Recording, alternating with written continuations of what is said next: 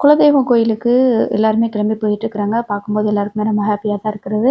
இப்போ சந்தாவையும் கூட கூட்டிட்டு போறாங்க. அப்ப கோயில்ல இருக்கிறவங்க எல்லாருமே வந்துட்டு, இந்த பொண்ணு என்ன வடநாட்டு பொண்ணு மாரி இருக்குது. ஆமா ஏற்கனவே சொன்னாங்கல்ல, இந்த அந்த நடேசன் வந்துட்டு வடநாட்டு பொண்ண யாரையோ கல்யாணம் பண்ணிட்டான் அப்படின்னு சொல்லி சொன்னாங்கல்ல. அதே மாரி மகனுக்கும் வடநாட்டுலேருந்து பொண்ணு எடுத்து கட்டி குடுத்துட்டான் போல இருக்குது அப்படின்ற மாரி சொல்றாங்க. உடனே சந்தா கிட்ட வந்து இத பத்தி பேசுறாங்க. அப்ப அவங்களுக்கு வந்து ஒண்ணுமே புரிய மாட்டேங்குது.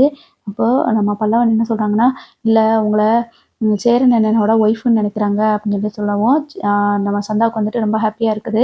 அவங்களும் ஆமா சரணோட ஒய்ஃப் தான் அப்படின்ற மாதிரி அவங்களும் அக்செப்ட் பண்ணிக்கிறாங்க. ஸோ இத பார்த்துட்டு பல்லவனுக்கு வந்து ஒரே ஷாக் ஆகுது. என்னடா இது அண்ணன் மேல இவங்களுக்கு ஒரு லவ் இருக்குது போல இருக்கு அப்படின்னு சொல்லிட்டு இத பத்தி சரண் அண்ணன் கிட்ட பேசுறாங்க. ஸோ இந்த மாதிரி தான் ஃபன்னா போயிட்டுருக்குது. இதுக்கப்புறமா கார்த்திகா அவளோட லைஃப்ல வந்துட்டு சில சில பிரச்சனைகள்லாம் வரப்போகுது. அத பத்தி தான் அடுத்தடுத்த எபிசோட்ல வந்து காட்டப்போறாங்க. பாப்போம் என்ன நடக்குதுன்னு.